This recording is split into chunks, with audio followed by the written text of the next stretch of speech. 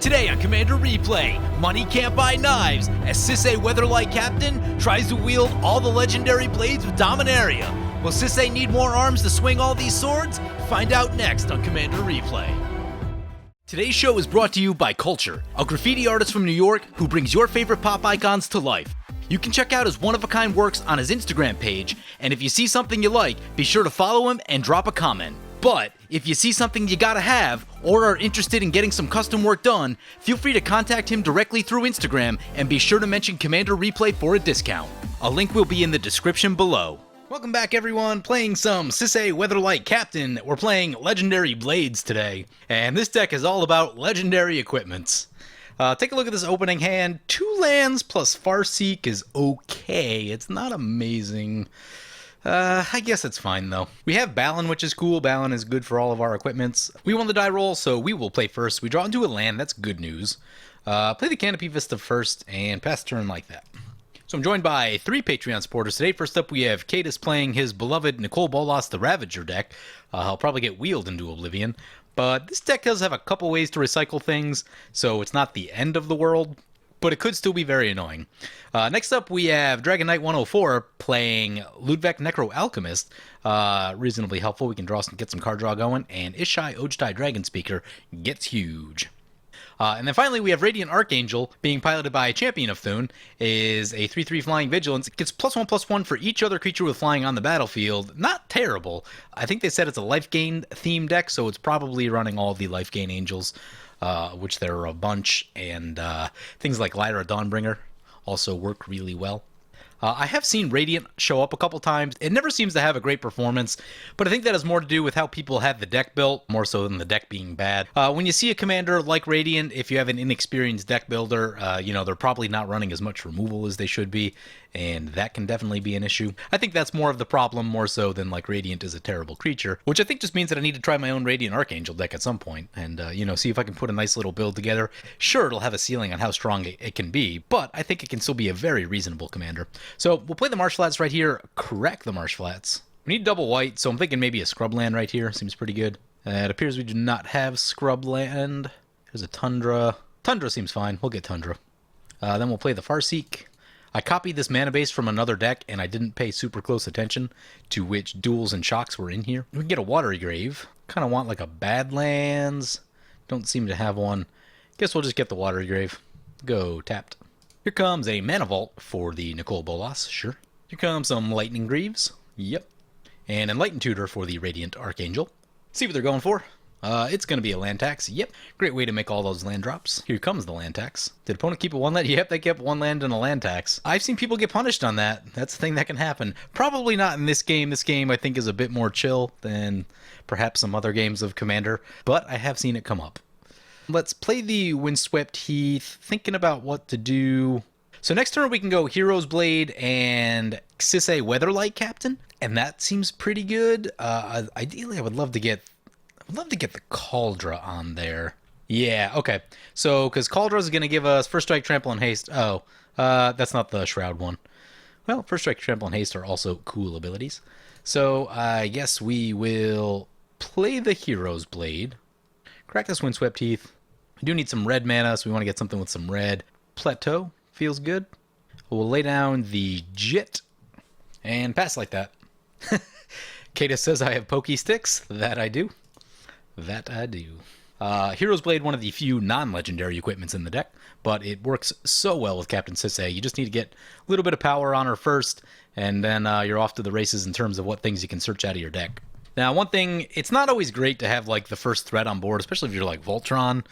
Unprotected Voltron, like that is a recipe for eating some removal, which isn't great, but it's probably where we're going to be. Thran Dynamo coming down for the Bolas opponent. By the way, we should read Sisay Weatherlight Captain because it is a stupidly good magic card. It is 2 and a white for a 2/2. Gets +1/+1 for each color among legendary permanents you control, and then pay Wooburg. Search your library for a legendary permanent with converted mana cost less than Sisay's power. Put that card onto the battlefield, then shuffle your library. That's pay 5, put a card from your library onto the battlefield. That's extremely powerful. This is probably one of the weakest builds that you can do with it, and it's still, like, not bad. Here comes a Soul Ring for the partner opponent. Ooh, Heuristic Study came down for the Bolas the Ravager. That'll be annoying. Looks like opponent might pay for the Rhystic Study. Yep, paying for the Rhystic Study. Excellent. Land tax will trigger for the Radiant opponent. They get themselves 3 planes. And here comes the Sword of the Animist. Alright. That can give them some mana ramp. They did fall a turn behind missing a land drop, but Sword of the Animist can get you caught back up. Bring it back to our turn. There's our own Rhystic Study. Maybe we just play that. Yeah, I think we do that. It's not like a ton of card draw in this deck, so card draw is definitely a very good thing. Also, it'll be really tough for opponents to pay for 2 Rhystic Studies.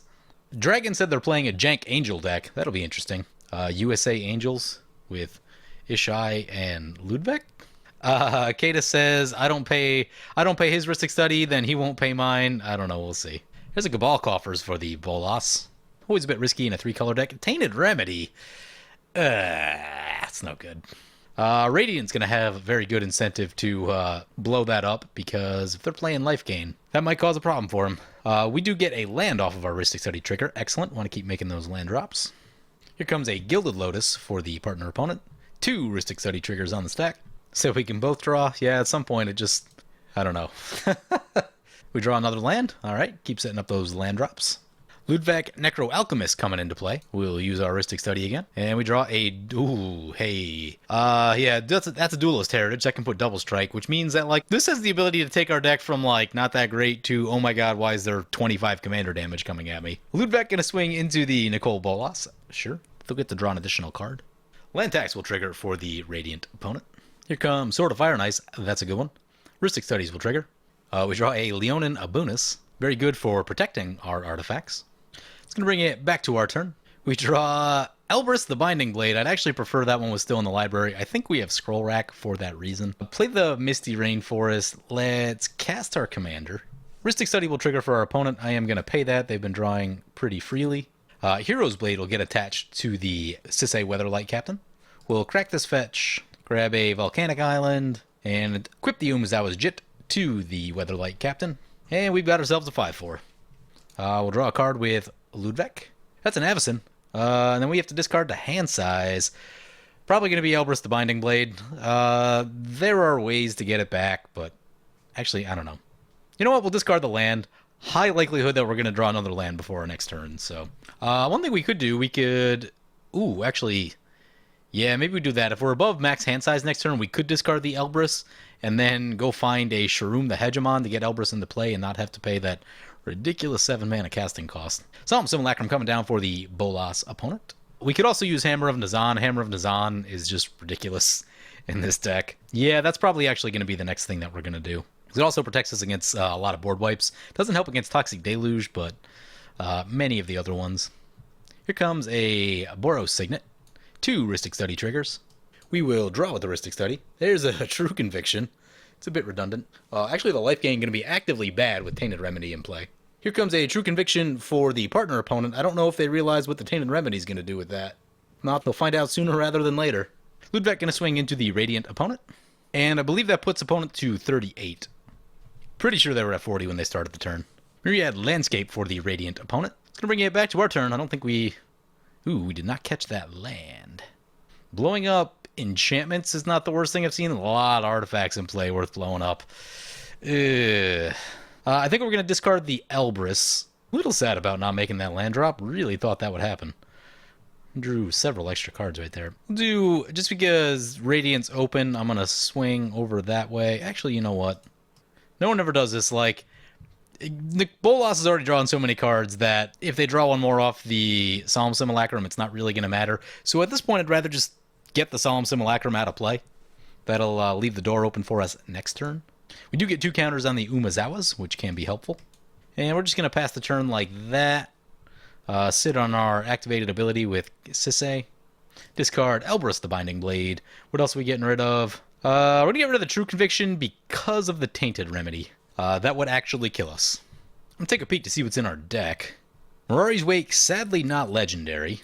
Nazan is cool. We could get Nazan, and that gets the hammer, right? Search the library, equipment card, reveal it. Yeah, we could get Nazan, then we could get the hammer. We get Avacyn to protect our stuff. Ooh, hey, opponent's got a Consecrated Sphinx coming down. That's probably going to have to go. This will probably be our last card draw for a second. We draw a Chromatic Lantern, not super helpful. We could get Bow of Nylea, which would do 2 damage to a creature with flying, but we're still a little bit short, although... do we want to draw with a Consecrated Sphinx in play? I just want to find one land. Okay, there's our land. I'm going to stop drawing after that. Alright, opponent's got a Path to Exile for the Consecrated Sphinx, so that's good news. I'm not going to draw with the Rhystic Study right here. So, Consecrated Sphinx down, that's a good place to be. And, I mean, because of that now, like, we got rid of the Solemn Simulacrum last turn, opponent's actually wide open to a really big hit. There's a song called Legendary by a band called The Unguided, and the chorus is essentially, your pain will be legendary. And I think Cadus's pain is about to be legendary. Comes a Fellwar Stone. We'll draw with the Rhystic Study once again. Now the Consecrated Sphinx is gone, there's another land. Opponents are going to need to play some removal right here. Here comes a Herald of War for our opponent. That's something. So we draw yet another land. Herald of War is into play. It's got double strike, life, and lifelink off of the True Conviction. Here comes a Vanquisher's Banner. Yep. We will continue to draw with the Rhystic Study. I don't think we have any max hand size cards in the deck. I never really planned on drawing this many cards. At some point, we might run into sort of Feast and Famine, though, and that'd be pretty cool. Could really do a lot with that. Opponent's going to send the Herald of War at us and the Ludevic into the Radiant opponent. Herald of War gets a counter on it. No blocks from us. We go down to 27, but so does Ishai. They go down to 26 because of the Tainted Remedy. Opponent now realizes about the Tainted Remedy and True Conviction interaction. A Maria coming down for our opponent. Could be good in a little bit. Gonna craft Myriad Landscape. We'll speed up the timetable on that Ameria. Opponent's gonna need some removal soon. Alright, so at the end step here, we're gonna use our ability. Black. So use the Captain Sisay. What can we get? There's always good old Blackblade Reforged. We should probably get the Hammer because the Hammer gives free equips, which is very cool. Yeah, let's get the Hammer. Brings it back to our turn. We have a lot of cards in Hammer. Gonna be discarding a ton. Here's a Reflecting Pool. We'll play the Reflecting Pool. Play Duelist Heritage. We sadly won't have enough to activate Sisay one more time. Yeah, we're not going to pay because we're just going to take opponent out right here. Actually, we don't have enough, do we? No, we do. 2 counters. Yeah, it'll be at 11. Yep. So, go to combats. Duelist Heritage triggers. Pump the Jit twice. We've now got an 11 with Double Strike. And I pretty much have to take opponent out here because too much card draw. They have 11 cards in hand.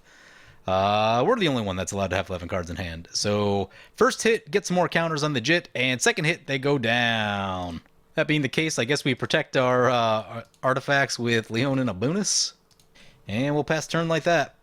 We'll draw another card, even though we have to discard a bunch. There's a Mana Confluence. Discard the Mana Confluence. Discard the Forest, the Taiga. 1 to go. Rhystic Study's still in play. I guess the Wooded Foothills.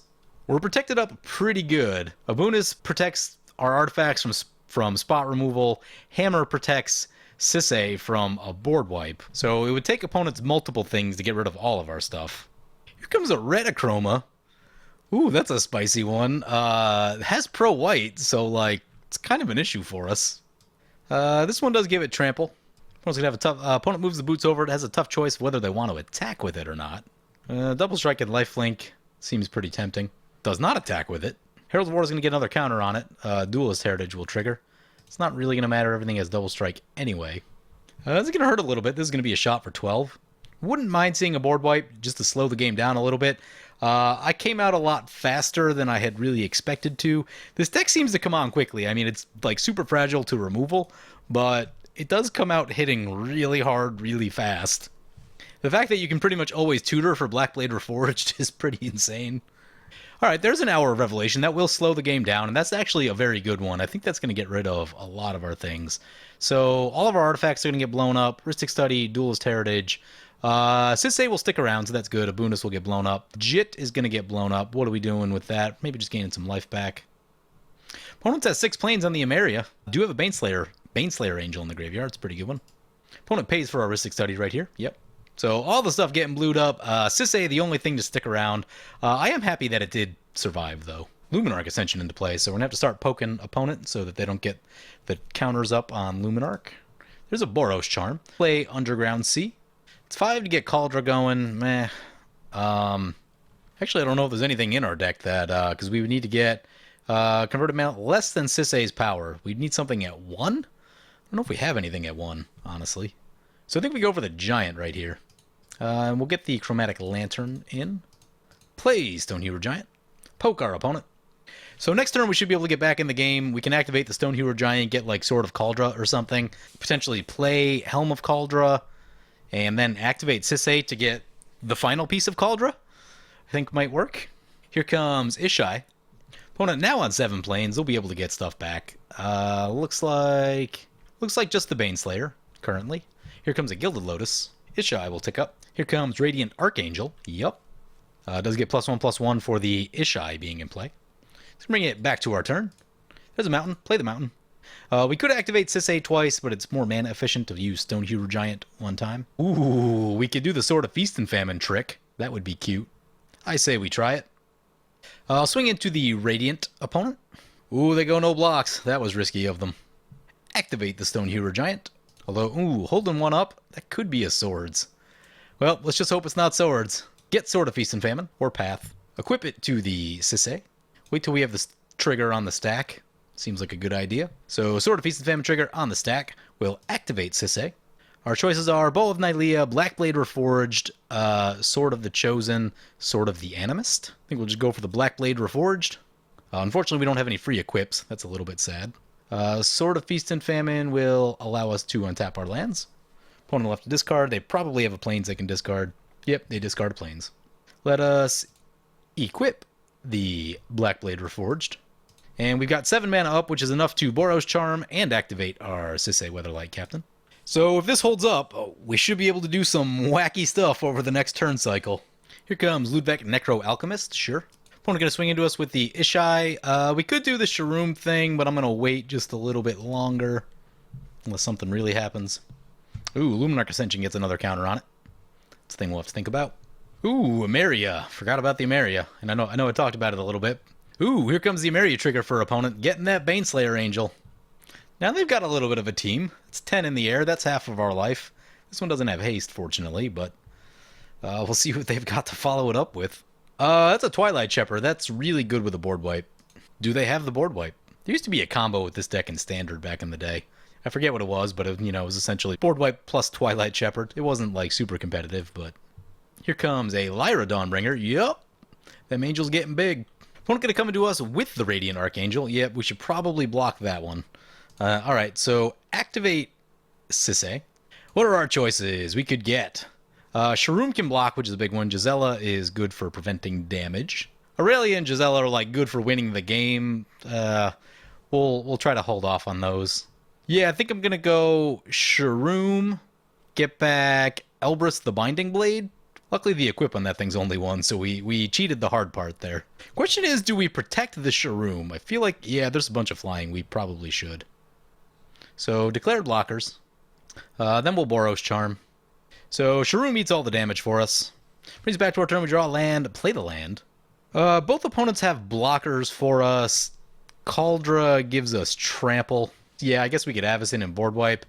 Man, that seems like it's a bit of cheese. I mean, that's not really what this deck... All right, yeah, we're going to skip the Avacyn Board Wipe thing. Normally, that's what I would do, and that's like how you win a game, but that's not what we're doing today.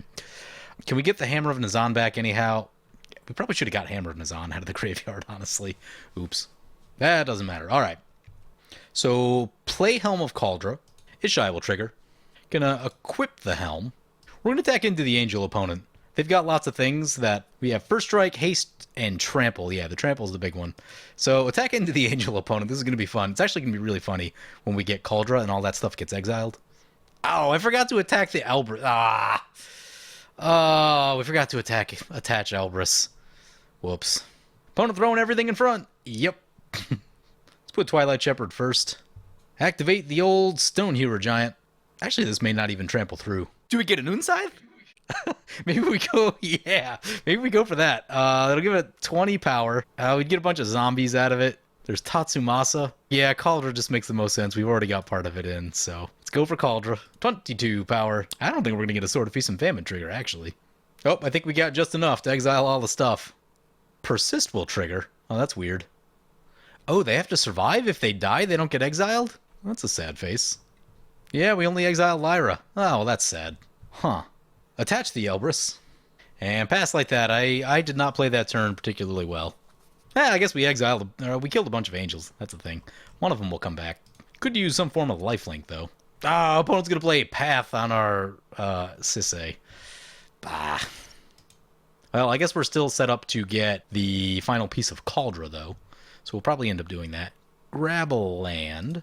We've also got Balin. We can just play Balin, equip it, and go wild with that. It will have double strike and trample. No attacks from our opponent. I would have attacked me right there, because we definitely would have blocked with Shroom, especially with everything unequipped. Uh-oh. Is that counter number 4 on the Luminarch Ascension? I think we're going to be looking at some Angels. The question is, are the Angels any match for Cauldron? We do have Argentum armor. Might be a thing that we think about. Opponent passes, no attacks. All right, I guess we'll be the one to do the attacking. Oh, we drew the shield. Didn't want to do that. Make sure we have enough. Yeah, I think we have exactly enough to do everything I want to do. So play Balin. Ishai will trigger. Opponent's going to create an Angel. Sure. I think opponent's just going to max out on Angels right here. Yep, opponent just going to max up on Angels. They will need them all to block.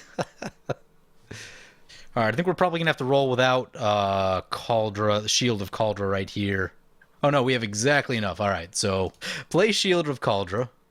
Ishai triggers. Oh, we can't do this exactly the way I want, so I was hoping to end step. I was hoping to wait to the last second to pop down the Killer of Kings. But I guess, I mean, opponent's just going to have to block with everything anyway because of the trample. So activate Stonehewer Giant. Oh, wait, no, we didn't have to do that because that one goes directly onto the creature. I'm not playing good tonight. Lots of mistakes. We could go for the Argentum armor, but why would you do a thing like that when you can get... Yeah, let's get Killer of Kings. Put it on the Balin. Use Balin's ability. 22-21 with double strike, haste, indestructible, trample, pro green, pro black. And, oh no, the pro black unequips the thing. Actually, we need to be careful. Yeah, opponent's going to have to block with everything, so... I think opponent didn't block. They're going to die. Elbrus the Binding Blade will flip over. And Sword of Feast and Famine triggers. With the trigger on the stack, we'll try to re-equip. See if it works. It does not. Opponent survives at 5. That's not great news for us.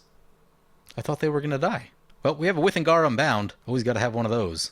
We may have to blow up small creatures. Go small creatures and enchantments. Yeah, that seems like a plan. We will lose Withengar in the process unless we put... the shield on it. Shield's, oh man, shield's 4, 2, 3, 4, 5, 6, 7, 8, 9, 10, 11. Yep, we'll have just enough. Gotta protect our Withengar. So austere command on small creatures and enchantments. Opponent says, champ, we in trouble. Yep. Oh, opponent's got a Boros Charm. They'll get to keep their commander. That's fine.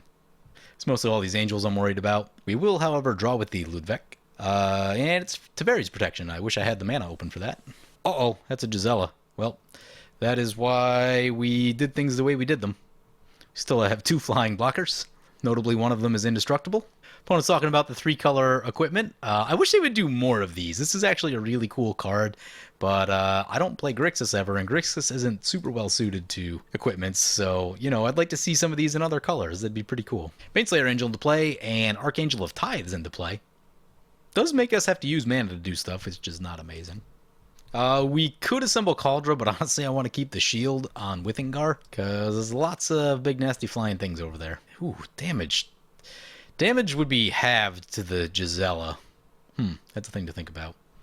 Do have the sword. We draw a Cultivate. Cultivate is reasonable with Sword of Feast and Famine. So play Cultivate. While I'm doing this, I'm actually going to look through our deck, see what equipments are left for the Stonehewer Giant. Get a swamp, get an island, put one into play, put the other into play from the hand. Oh, I forgot to look. All right, well, we're just going to have to look at our deck list. We've got Argentum Armor, we've got Tatsumasa. Elbrus has already been flipped over. And most of our tricks are out there. Tatsumasa, I think, is the main one that's left. And I'd also like to get Bow of Nylea in so that we can start recycling stuff. Could potentially get it Nahiri and get back something. That's kind of cool. Aurelia probably, finishes it. We should, probably try and win the game now or something. Activate the Stonehewer Giant. Maybe we wait. Alright, yeah, I think we just take down the Radiant opponent right here. Let's get our commander back into play, though. Oh, I know what we can do. Yeah, okay. 14 half. Ooh, yeah, that's kind of an issue. We would do 23 damage if they didn't block. Ooh. Alright, swing into Radiant. Oh, we have to pay one. Gross. Pay the one. They block with everything. Yep. And a bunch of damage will get through. So they go down. We get a bunch of triggers. Ooh, we get to see this Withengar trigger. Withengar is going to get a bunch of counters on it. That's super exciting. All right, so all of our triggers on the stack. We're going to activate the Stonehewer Giant. We're going to get Tatsumasa, but we're going to put it on Sisay because we need some power. Ooh, Sisay's a 6/6. Now it's an 11/11, so we can get everything in our deck. That's cool.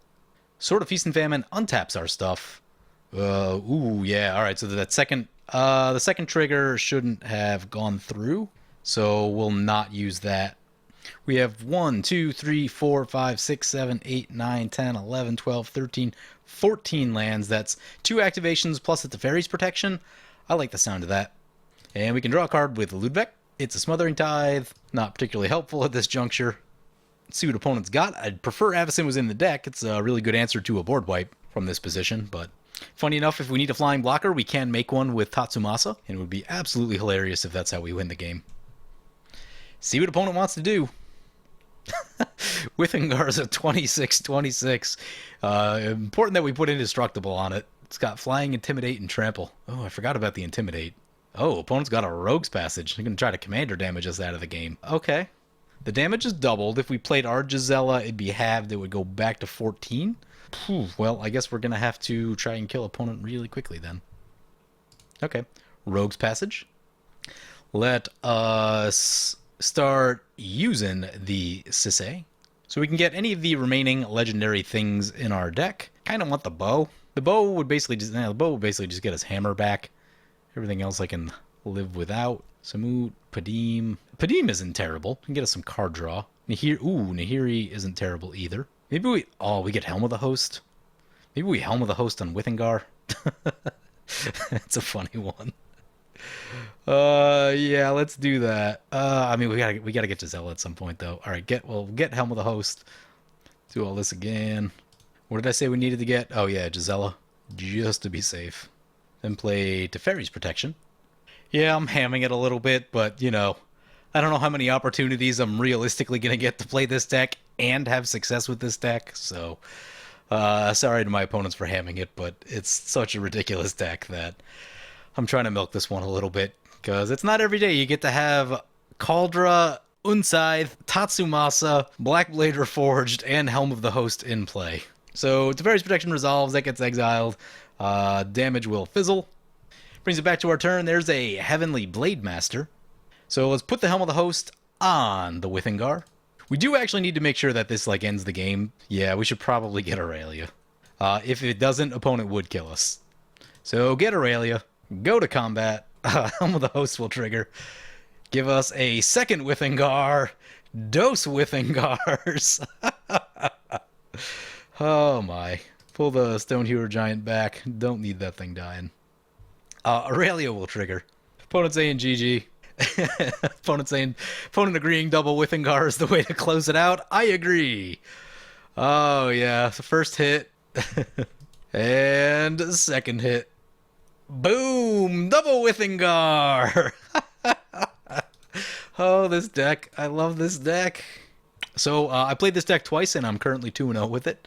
Now, this deck has many shortcomings, one of which being there's almost no removal in this deck, so it basically just comes out, starts hitting thing, and has, no real answers to anything that's happening. But sometimes when you're just coming out, swinging and hitting things hard, you don't really need a lot of answers. So, I don't know. This deck is very fun for a casual type of setting. Super janky, and it just makes me happy because there's obviously so many more powerful things that you could be doing with Sisay Weatherlight Captain instead of playing Tatsumasa Dragon's Fang, Elbrus the Binding Blade, and Kaldra. Anyway, hope you guys enjoyed the video. As always, feel free to comment, like, or subscribe. Thank you for watching. Alright, I've got some bonus commander action for you. So, I didn't actually end up filming this game other than the last 2 minutes or so. This was game 3 of Sisay Legendary Blades, and this game was an absolute removal fest, but I was still able to do some really cool stuff, so I wanted to show a little bit of it. So right now we're in the playback from Magic Online. This is not actually filmed live. For the most part, I'm just going to focus on the big removal plays that happened in the game, because there were a lot of them. At least until we get to the end. So yeah, let's get into it. So, Return to Dust on our Sword of the Chosen. We discard to Thought Render Lamia. Merciless Eviction on Artifacts. Ugh. We lose Feast and Famine and Chromatic Lantern. Hour of Reckoning, destroy all non-token creatures, Aurelia and Sisay down. Academy Rector dies, bringing in an overwhelming splendor targeting us. Our creatures lose all abilities and become 2/2s off of the Mirari's Wake. Brings it back to our turn. We play an Argentum Armor, which gets a free equip off of the Sigarda's Aid. Also, Sisay got sacrificed again to Eldest Reborn. So free equip on the Argentum Armor, play a True Conviction, attack and blow up the Overwhelming Splendor with the Argentum Armor. Oblivion Stone comes in for opponent. Opponent threatens it with 5 open mana. Opponent plays Null Mage Shepherd, tries to force the Oblivion Stone, but we drop in a bunch of artifacts and then play Teferi's Protection to protect everything, so actually saving some of our stuff. And that one puts us in a really good position as we have a bunch of really good things that are all phased out and protected. And especially against this Null Mage Shepherd Seedborn Muse combo, which has the ability to shoot down a lot of things. So opponent destroys our Mirari's Wake with the Null Mage Shepherd. They destroy the Argentum Armor with the Null Mage Shepherd. We use Sigarda's Aid to flash in Sword of Cauldra and Tatsumasa to try to get as much use of our mana as we can. Those both get free equips off of the Sigarda's Aid. We use Nahiri to get back Argentum Armor. Opponent's got an Invoke the Divine for our Argentum Armor. We play Padim to finally protect our artifacts. We hit opponent and Elbrus finally flips over. Opponent destroys our True Conviction with the Null Mage Shepherd. Opponent plays a Paradox Engine, shoots our Rhystic Study, then shoots our Smothering Tithe, all with the Null Mage Shepherd. Padim looking really good right there. Opponent goes full swing at us, but we do some blocking, survive at 5. We play Pure Steel Paladin, get a free equip on the Tatsumasa, put that on the Sisay, which allows us to get Aurelia. We play Umezawa's.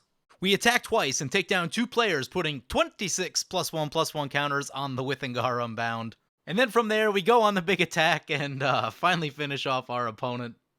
So we finished the game with a 39-39 Withengar Unbound with a 3rd Withengar trigger on the stack. Super exciting. I didn't think we'd be able to have success in the face of that much removal, but somehow we were able to do so. So I hope you guys enjoyed this game also. And another thing to point out is that there was a Rites of Flourishing in play from an opponent with our Rhystic Study, and that was a really good combo. Mana is really good with Sisay. And that's something that I might have to consider for future builds of this deck. Anyway, hope you guys enjoyed these videos. As always, feel free to comment, like, or subscribe. Thank you for watching. I want to thank my awesome Patreon supporters. We have 2 new Patreon supporters in Tefka and Michael Murphy. And we have 1 returning Patreon supporter in Jasmine Smith. You guys are awesome. If you want to help support the channel and vote on which decks I play next, or if you're just looking for some high quality games of MTGO, feel free to check out my Patreon at the link below.